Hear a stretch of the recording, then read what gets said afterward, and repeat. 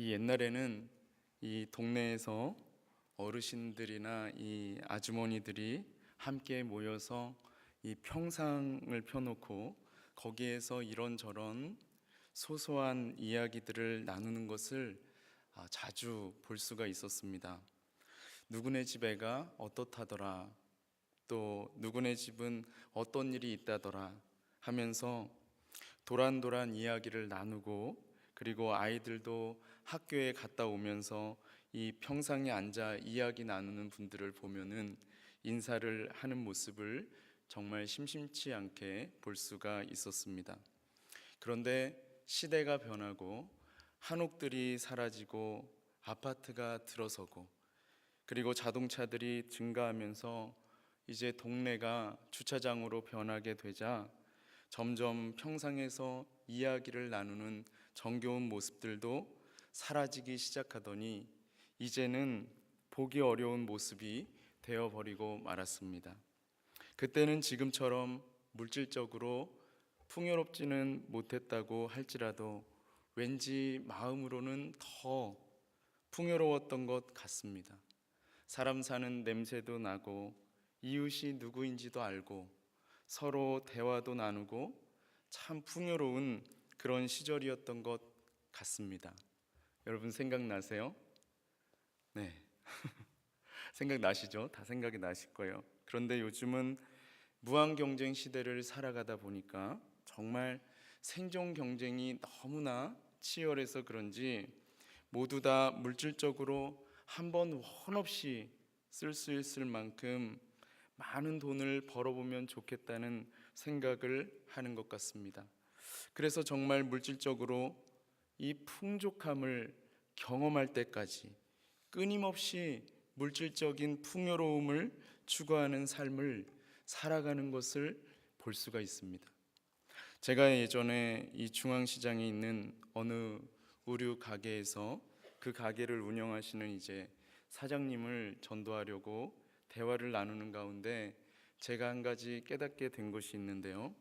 그것은 돈을 많이 버는 것을 목적으로 살아가는 사람은 돈을 많이 벌지 못해도, 돈을 많이 벌지 못해도 돈을 많이 버는 것을 절대로 포기하지 못한다는 것입니다.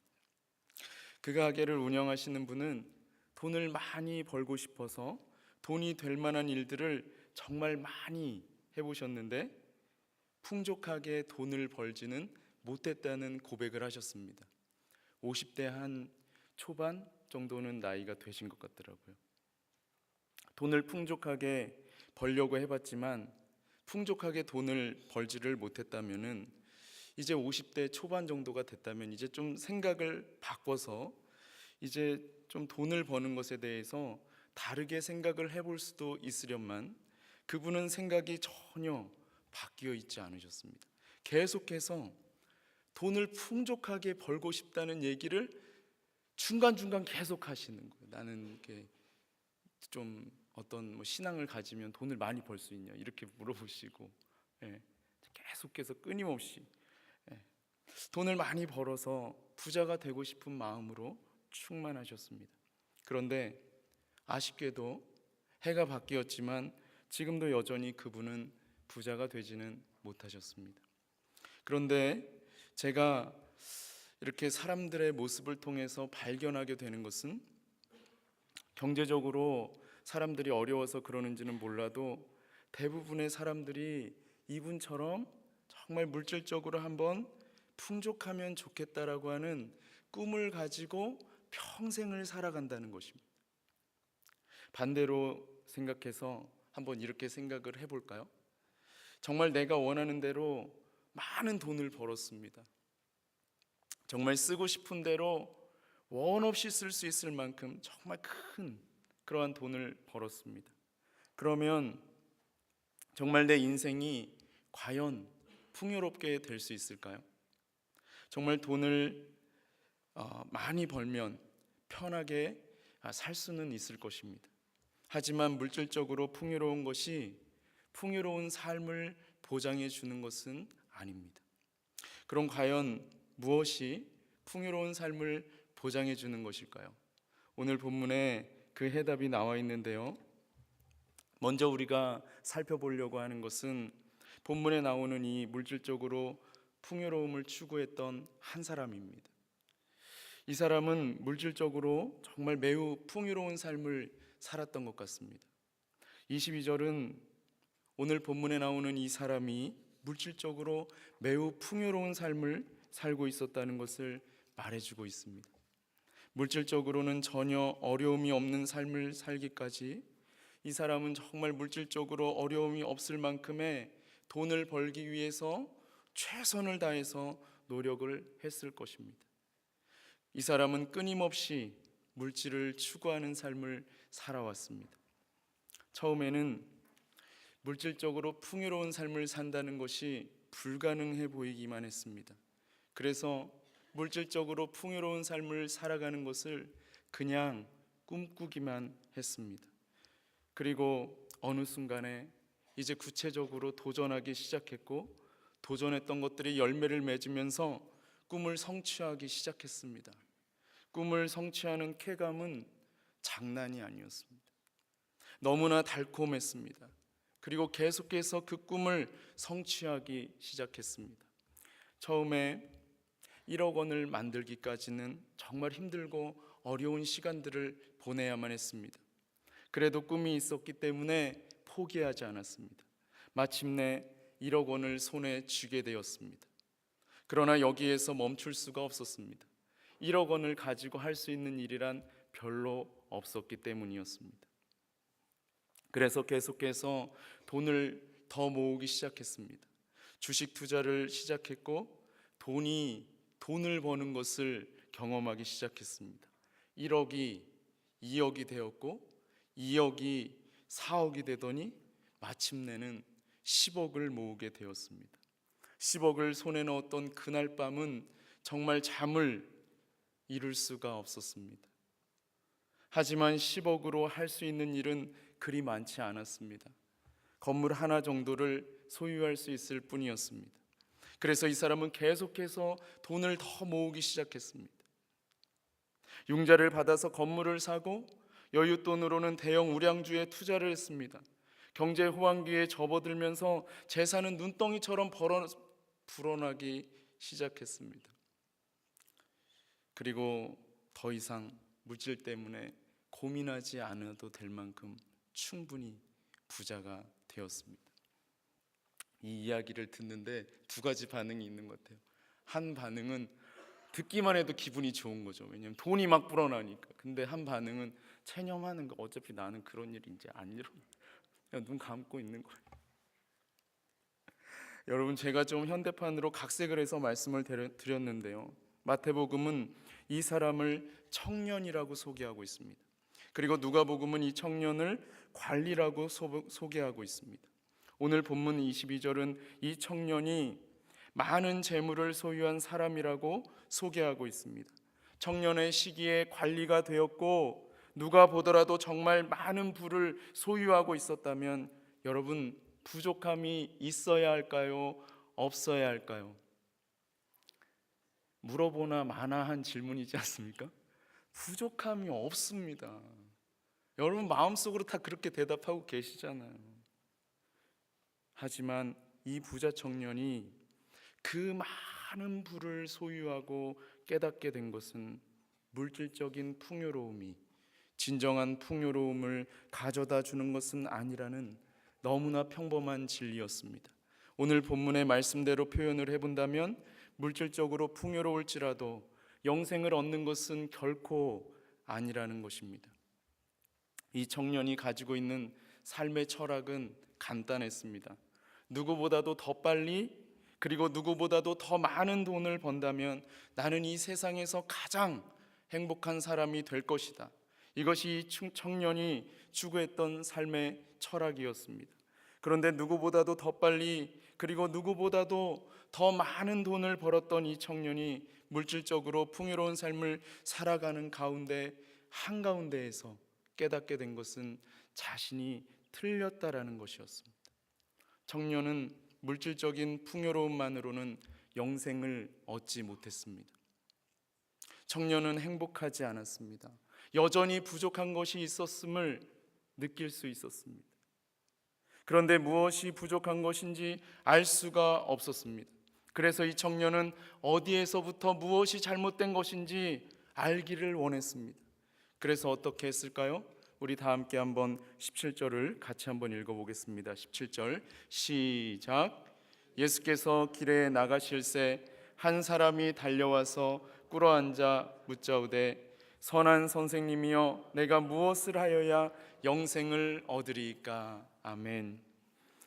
인생에서 물질적인 성공을 거둔 후에야 자신의 인생에 그리고 자신의 가진 인생 철학에 심각한 결함이 있다는 것을 비로소 발견한 이 청년은 예수님을 찾아와서 이렇게 물었습니다. 선한 선생님, 내가 무엇을 해야 영생을 얻을 수 있습니까? 이 무릎은 지금까지 자신이 잘못 살아왔다는 것을 고백하는 것이며 자기가 그동안 추구해왔던 인생 철학과 삶이 잘못되었다는 것을 고백하는 것입니다. 우리는 한 번쯤 예수 그리스도 앞에 나아가 이 청년과 같은 질문을 해야 합니다. 여러분은 이 질문을 해보셨습니까? 예수님, 내가 무엇을 해야 영생을 얻을 수 있습니까? 해보셨습니까? 그렇다면 그 해답을 알고 계십니까? 예수님, 내가 무엇을 해야 하나님 나라에 들어갈 수 있습니까?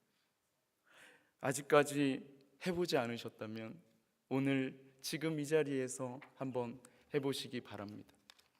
부자 청년의 물음에 예수님은 단 한순간의 머뭇거림도 없이 대답을 하셨는데요, 우리 다 함께 한번 18절과 19절을 같이 한번 읽어보겠습니다. 18절과 19절 시작.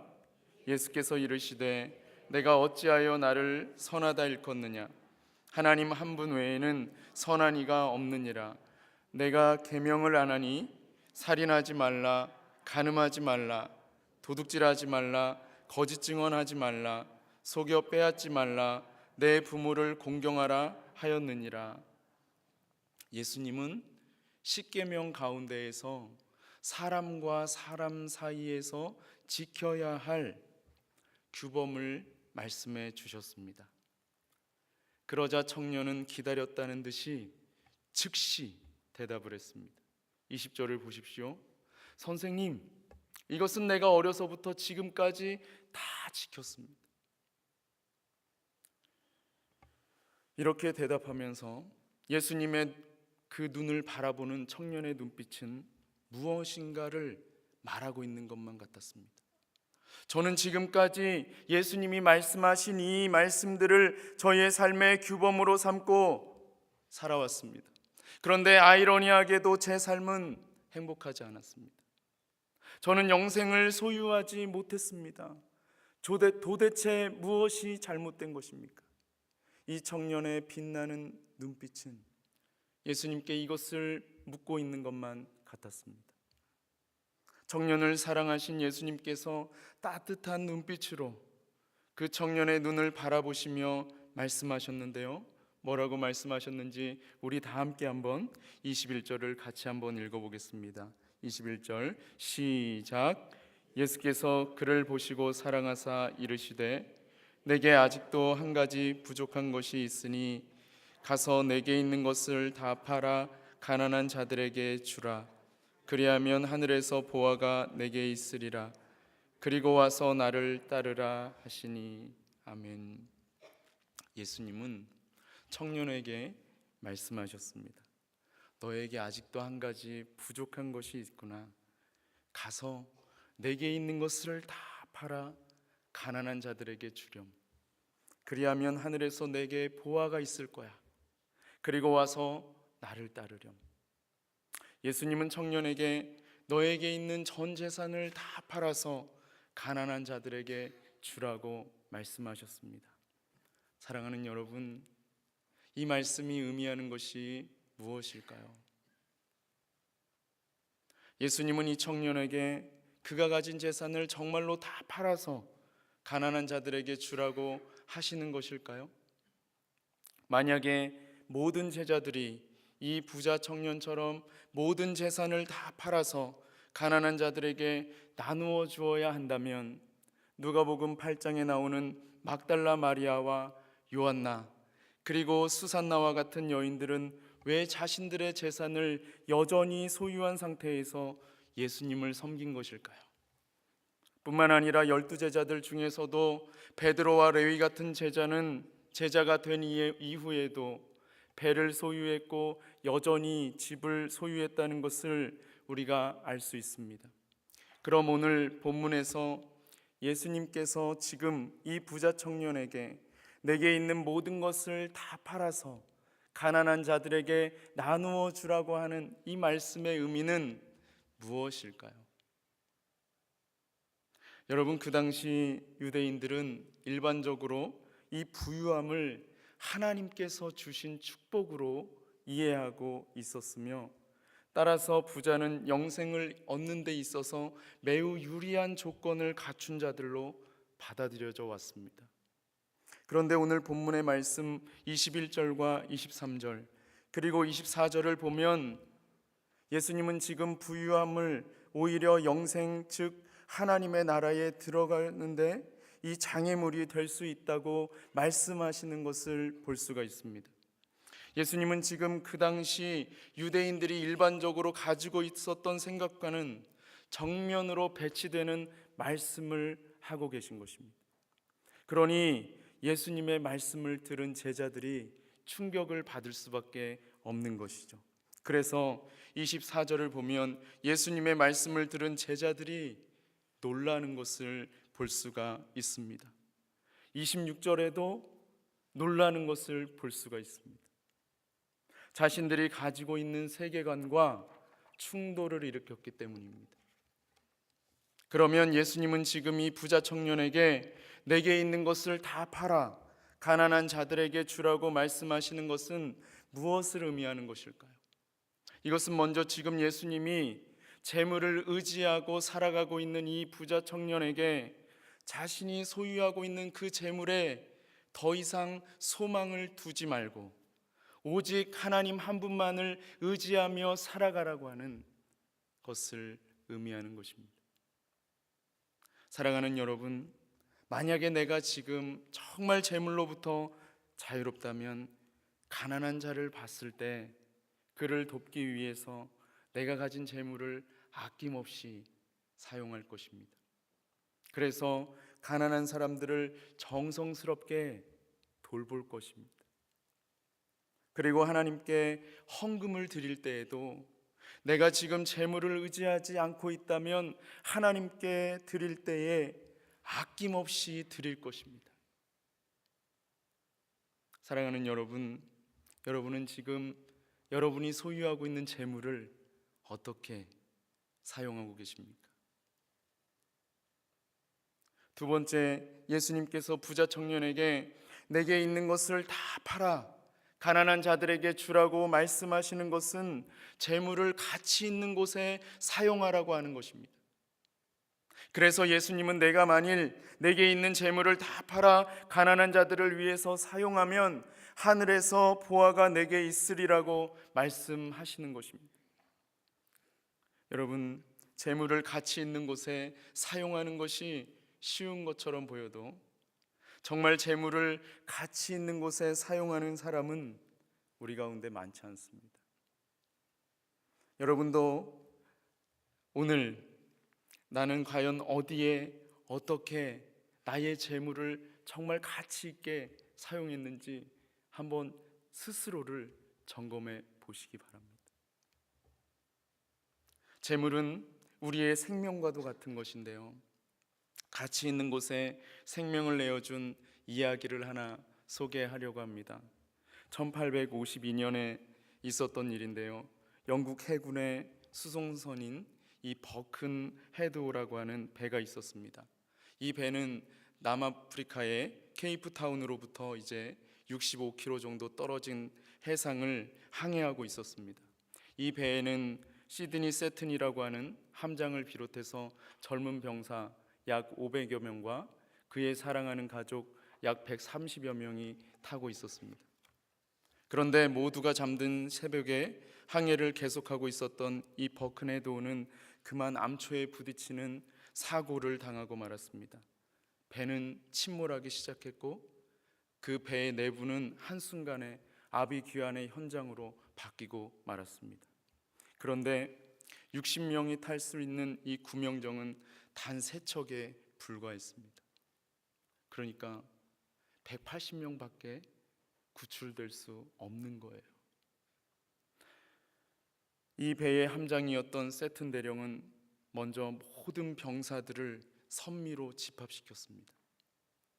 그리고 가족들을 먼저 구명정에 다 태웠습니다.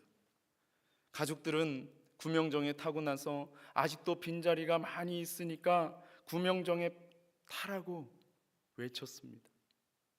하지만 구명정의 전복을 염려한 이 세튼 대령은 우리를 위해 희생한 가족을 위해서 이제는 우리가 희생할 차례라고 하면서 부동자세로 선미에 계속해서 서 있을 것을 명령했습니다.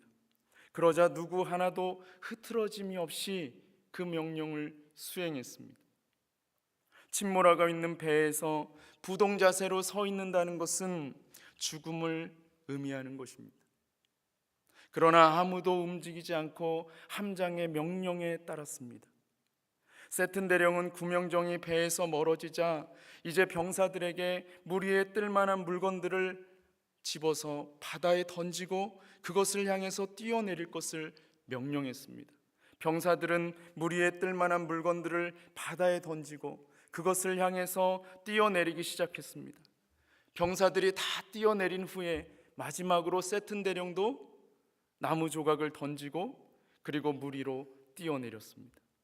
나무 판자를 잡고 물 위에 떠있던 대령은 물속에서 허우적거리는 2명의 병사를 발견하고는 자신이 쥐고 있던 그 나무 판자를 그 2명의 병사에게 던지고 자신은 물속으로 사라졌습니다. 이것이 바로 인생을 가치 있게 살아가는 것입니다. 여러분, 에콰도르의 한 부족에게 복음을 전하기 위해서 에콰도르에 갔다가 복음을 전해보지도 못하고 순교한 짐 엘리엇이라고 하는 젊은 선교사는 영원한 것을 얻고자 영원하지 못한 것을 버리는 자는 바보가 아니라고 하는 아주 유명한 말을 남겼는데요. 재물은 영원하지 못한 것입니다. 영원하지 못한 재물을 영원한 것을 얻는데 사용할 수만 있다면 우리는 그 재물을 얼마든지 영원한 것을 얻는 데에 사용해야 할 것입니다. 예수님이 지금 이 부자 청년에게 내게 있는 것을 다 팔아 가난한 자들에게 주라는 것이 의미하는 것은 영원하지 못한 재물로 가난한 사람들을 살리는 일에 사용하라는 것입니다. 마지막으로 예수님께서 내게 있는 것을 다 팔아 가난한 자들에게 주라고 말씀하시는 것은 재물로는 결코 구원을 받을 수 없다는 것을 의미하는 것입니다. 이건 쉬우시죠? 이 본문에 딱 나타나 있거든요. 여러분, 다시 말하면 아무리 많은 재물을 모은다고 할지라도 그것으로는 결코 구원을 받을 수 없다는 것입니다. 그럼 어떻게 구원을 받을 수 있을까요? 오늘 본문 27절은 우리가 어떻게 구원을 받을 수 있는지 아주 분명하고 선명하게 말씀하고 있는데요. 우리 다 함께 한번 27절을 같이 한번 읽어보겠습니다. 27절 시작. 예수께서 그들을 보시며 이르시되 사람으로는 할 수 없으되 하나님으로는 그렇지 아니하니 하나님으로서는 다 하실 수 있느니라. 아멘. 여러분, 누가 나를 구원하십니까? 여러분, 누가 나를 구원하시죠? 네, 예수님, 하나님이 나를 구원하십니다. 구원은 오직 하나님 한 분만이 하시는 것입니다. 여러분, 오늘 본문에서 이 예수님은 부자 청년과 대화를 나누실 때에 그의 눈을 사랑스러운 눈으로 바라보시면서 그와 대화를 나누는 내내 따뜻한 대화를 이어갔습니다. 예수님은 이 부자 청년을 사랑하셨습니다. 그렇다면 여러분, 이 부자 청년은 구원을 받았을까요? 받지 못했을까요? 네, 구원을 받았을까요? 받지 못했을까요? 왜 똑부러지게 대답을 못하세요? 오늘 이 부자 청년은 구원을 받았습니다. 저는 그렇게 믿습니다. 이 부자 청년은 슬픈 기색을 하고 갔지만 그게 끝은 아니니까요. 여러분, 그렇지만 이런 진지한 고민이 사실은 필요한 것입니다. 구원을 너무 가볍게만 생각하면 안 돼요. 추상적으로 머무르게 됩니다. 한번 진지하게 생각해 보십시오. 그러면 슬픈 얼굴을 띌 수밖에 없습니다. 내가 지금까지 사랑해왔던 그 모든 것을 다 내려놓아야 하기에 슬픈 기색을 띠게 되는 것입니다. 여러분, 그런데 그렇다면은 과연 어떻게 이 부자 청년이 구원을 받은 것일까요? 정말 이 부자 청년이 가지고 있었던 생각을 전혀 바꾸지 않고 그냥 그대로 계속해서 물질을 추구하면서 달려갔음에도 불구하고 하나님이 다 하실 수 있으니까 그냥 하나님이 강권적으로 구원하신 것일까요? 저는 그렇게 생각하지 않습니다. 하나님께서는 이 부자 청년의 내면 가운데 성령의 역사하심으로 말미암아 이 청년의 그 세계관을 송두리째 바꿔놓으심으로 말미암아 오늘 예수님께서 말씀하신 내게 있는 그 모든 소유를 다 팔아 가난한 자들에게 나누어 주라. 그리고 와서 나를 따르라고 하신 이 말씀대로 이 부자 청년이 살아갔다고 믿습니다. 여러분 오늘 여러분의 삶의 자리 가운데 얼마나 여러분이 가지고 있는 세계관과 하나님의 말씀에 입각한 세계관 사이에서 충돌하며 싸우고 계십니까? 내가 원하는 대로 쉽고 편하게 하는 것은 누구나 다 할 수 있는 것입니다. 그러나 예수님께서 원하시는 대로 하려고 한다면 성령을 의지 않고는 단 한순간도 어떠한 행동도 실천할 수 없습니다. 저는 오늘 사랑하는 여러분들이 예수 그리스도에게 초점을 맞추고 살아가심으로써 이 땅 가운데에서 구원받은 자로서 하나님께서 기뻐하시는 삶을 살다가 하나님 나라에 가서 오늘 예수님께서 말씀하신 것처럼 큰 상급을 받으시기를 간절히 소망합니다. 우리 다 함께 기도드리겠습니다. 살아계신 하나님 아버지, 주님께서 오늘 우리의 삶의 자리 가운데 말씀하시는 이 음성을 마음 깊이 새기는 귀한 은혜를 허락하여 주셔서 우리의 삶이 예수 그리스도를 닮아가는 귀한 은혜를 주시옵소서. 예수님의 이름으로 감사하며 간절히 간구 올리옵나이다. 아멘.